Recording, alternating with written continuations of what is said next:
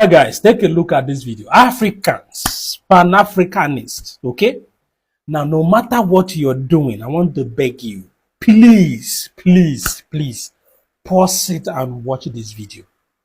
No matter how busy you are, whatever you are doing, please, I need you to listen to the best first lady in Africa, in the history of Africa, okay? Now, I want us to make a deal, and that deal is simple. Now, after watching this video, if you do not find this video valuable, you're free to unfollow me. I have almost 200,000 followers. Now, if after watching this video and you do not find value in this video, please unfollow me. Don't follow me again. But if you find this video valuable, please, a deal is a deal. Make sure, if you're not following me, make sure you follow me. And make sure you like, comment, and share this video. That is the deal. Remember, if you don't find value in this video, unfollow me. But if you found value, make sure you follow me. That is if you're not following me already. And make sure you like, comment, and share this video. I believe we all have a deal now. Okay? Now, finally, I must warn that this video is not a recent video. For some of you that sometimes get very funny. This video is not a very recent video. It happened in 2024, last year. Okay? Now, I personally, that is very current. I know how well I research and find information around the deep things that are happening in Africa. The African stories, I know how far I search. But I did not see this video since 2024. And I'm seeing it for the first time. That is why I believe strongly that there are millions and millions of Africans that have not seen this video also. And that is the urge to which I want to share this video. However, on seeing this video, if you've seen it before, you can skip. But if you find it worthy enough to watch it for the second time, feel free to do so. Okay? But I want to implore you, finally, remember our deal. If after watching this video, you do not find it valuable, unfollow me. But if you find value and you're not following me, you must follow me. And you must like, comment, and share this video.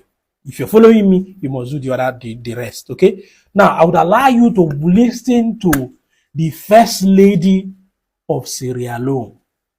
That's the wife of the President of Sierra Leone. For yourself, carefully to the end, and hear what she had to say. Okay? Now watch the video for yourself. I'm coming back. What Africa gives to the world, Europe don't have it, America don't have it, Asia don't have it. As a First Lady, I am not part of a government system. So when I speak on behalf of the people, because I understand what the people are going through. At the end of the day, I'm not being paid salary, and I cannot be fired either. We cannot wait for other people to come and develop us. Every mining company that is in Sierra Leone today is owned by a foreigner. You cannot be coming to our country and take everything that will make us develop, and then you still treat us as inferior people, as if we don't know what we're doing. The sense about us celebrating independence, I don't know why we celebrate independence, because we are not free. One of the most fundamental corruptions of the social contract in human history is colonialism. Yeah. And it's that mechanism that some states have used to extract resources from other places, such as Sierra Leone. That deprives countries of the resources they need for government services, for education, for health. So I was hoping you could reflect a little bit on what those forces have done to Sierra Leone and what kind of accountability we might be able to think about, just to imagine a way forward from where we've begun now. When you look at what Sierra Leone have to offer, when it comes to our mineral resources, the kind of mineral resources we have in our country is enough to take care of everybody in that country. We should not have a single poor person in Sierra Leone. But unfortunately, we are not given the free will to make decisions on our own mineral resources. There's always Big Brother who decides. And when you fight and say, no, we are not going to do this, they use the system to stop you. It's either they set you up with the opposition and they'll be supporting the opposition against you from the back, or they cause unnecessary chaos in your country so that you are not able to even govern your own people. They will do things to make you not to be functionable. And of course, any country that don't have peace cannot develop. You have to have peace before you talk about development. I'll give you a simple example about Sierra Leone. Every mining company that is in Sierra Leone today is owned by a foreigner. Every mining company. If it's not the Chinese, it's the American, it's the British. Our electricity, Bumuna, is run by the British, and we still don't have light. We're looking for light, electricity. If you don't have electricity, how can you talk about education? How can you talk about health facility? How can you talk about improving the infrastructure of your country? We don't have electricity. Now, do we actually even have proper water, pipe-borne water, so that our kids will not be sick? We don't have those facilities. Why? With all the minerals we have, there is a cap you put. Before my husband became the president of Sierra Leone was benefiting, they said, what's the word? 0.000.1%. What is that? Basically, a company can take as much as $100 million out of the country in terms of minerals, and then they can just give the country $10,000. Now, what will $10,000 do for our health system? What is $10,000 do for our educational system? And these are the things I believe that are stopping Africa from progressing. We don't have a say. The sense about us celebrating independence, I don't know why we celebrate independence, because we are not free.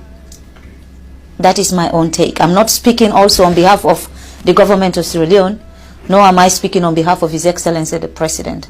I am speaking as Fatima, as a citizen of a country who believes that things need to change. Where do we go from here? Do you have any practical ideas about where we might start? Or collective ideas that we might gain support for? I feel Africa, patriotism is very important. You have to love your country to want your country to be a better place. Patriotism, I think we have to have that sense of patriotism in our countries, and our leaders also should be subjected to that.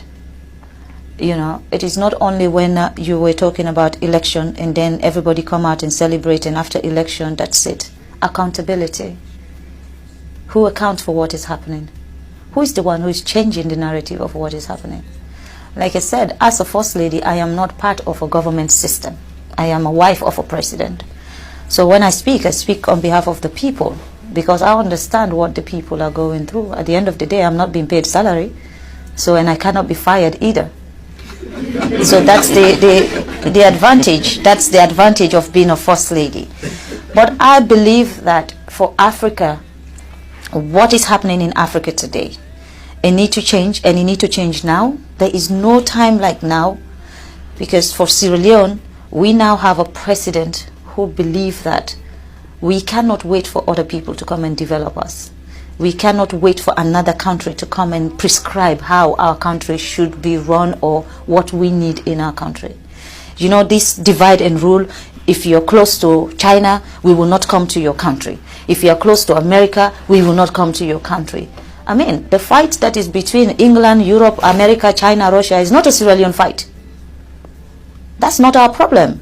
We're fighting for our daily bread. We're looking to have education, just like America. We're looking to have good health facility.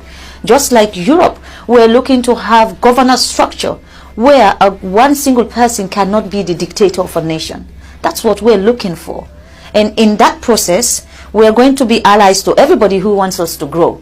But if we now align ourselves with someone, and then this other person now feel offended that, oh, you know, I'm coming from China now. I flew in, I've gone around the world to get to Boston, you know. I went to China and then come here. Before here, I went to England and then flew into America. For me, I am not restricted where I should go or who I should be talking to. I am going around the world to see a country that sees Africa not as not just as an ally of what you'll be getting from us, but a country that sees Sierra Leone as partners and treat us with respect. You cannot be coming to our country and take everything that will make us develop, and then you still treat us as inferior people, as if we don't know what we're doing. I think that is wrong. You know, we're looking for partners that value us.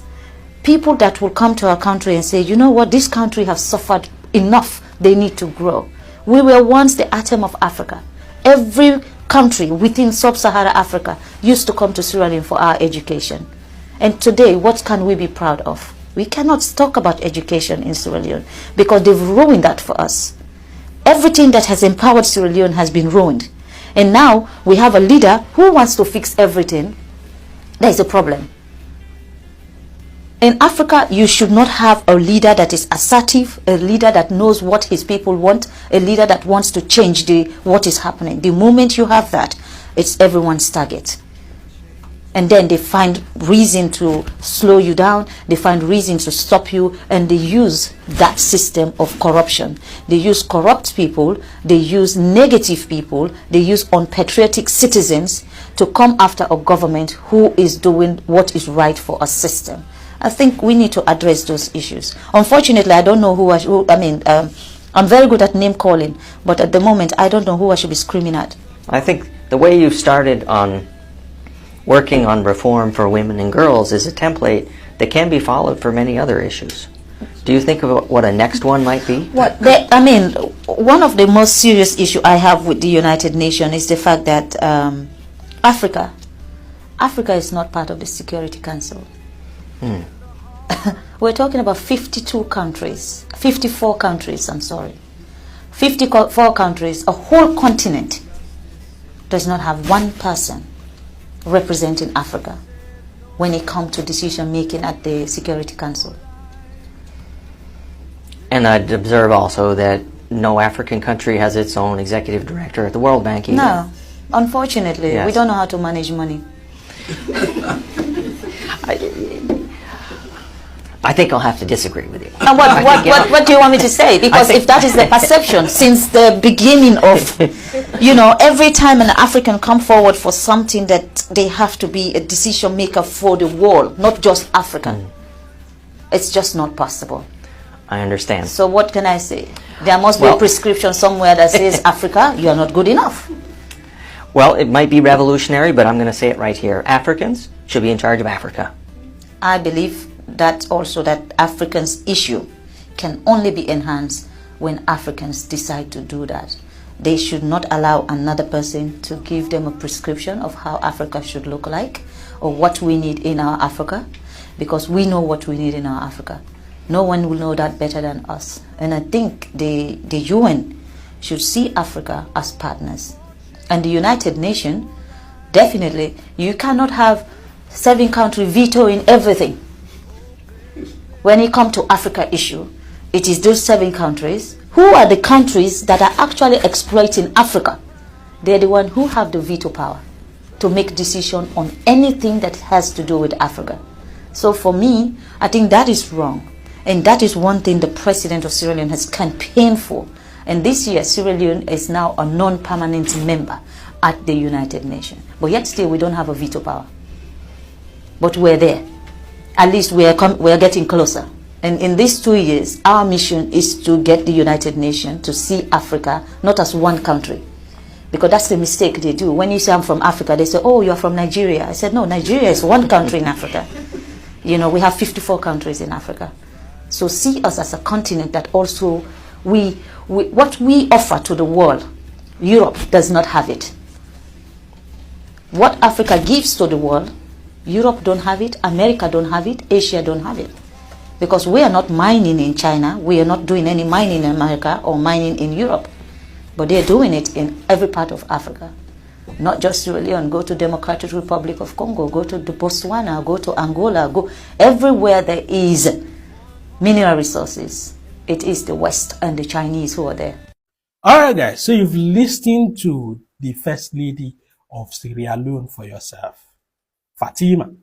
Now, in my choice of words, I stand to be corrected. In fact, it's my opinion anyway. This lady has to be the best African First Lady of all time. She has to be the best First Lady in Africa of all time. I stand to be corrected. Some people may have other opinions, right?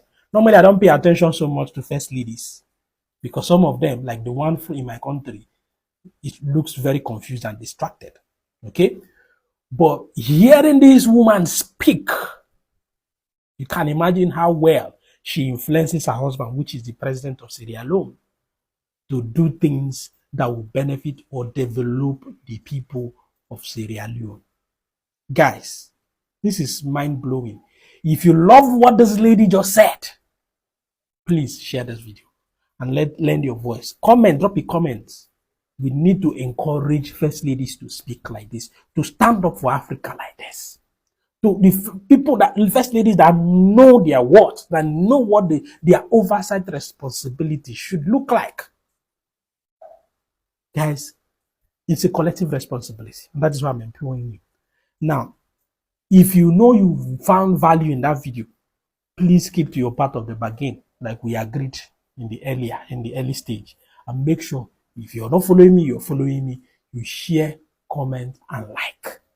It's very important. A deal is a deal. Now, I don't want to really say much about what she already said. She was very elaborate and very precise. There's nothing to add for me right now. Maybe I will have something to add later, but for now, I don't want to add anything because her words were so touching. Her words were so direct to the point, heart-punching. Oh, God. I'm trying to find the words to describe it. So I will leave you guys to see, have it fresh in your mind like that. Okay? But let me know what you think in the comment section and make sure you share this video so that every African will see. Those who have not seen it will see and know what exactly is going on within our political space. Okay? My name is Sir Lawson, and I'm Pan-Africanist. Like I always say, I will speak truth to power without fear or favor. You can't kill a dead man. It's only who is up that will fear falling. Okay? Lend your voice. We all have a role to play in this. Thank you very much, and I will see you guys in my next post. Bye for now.